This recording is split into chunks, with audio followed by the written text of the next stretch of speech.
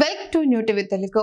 ప్రధానమంత్రి నరేంద్ర మోదీపై ఏపీ కాంగ్రెస్ అధ్యక్షురాలు వైఎస్ షర్మిల తీవ్ర స్థాయిలో విరుచుకుపడ్డారు.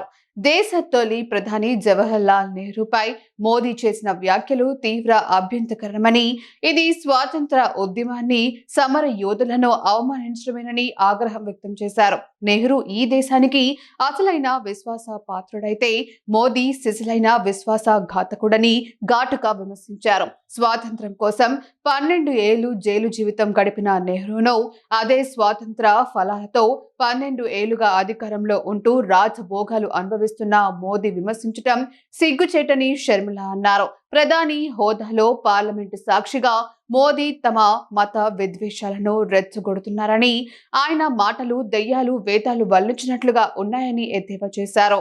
ఈ సందర్భంగా బీజేపీ సీనియర్ నేతల పాత్రను ఆమె ప్రశ్నించారు. స్వాతంత్ర ఉద్యమంలో బీజేపీ పాత తరం నేతలు ఎక్కడున్నారో, మత ఛాందసవాదులు ఎప్పుడైనా వందే మాతరం అన్నారా? ఆర్ఎస్ఎస్ జాతీయ పతాకానికి సెల్యూట్ చేసిందా?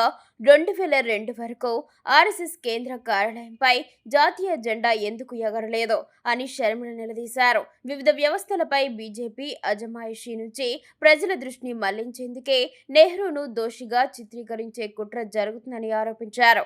విభజించు పాలించు సిద్ధాంతంతో మోదీ ఓ అభినవ బ్రిటిషర్లా వ్యవహరిస్తున్నారని దుయ్యబట్టారు.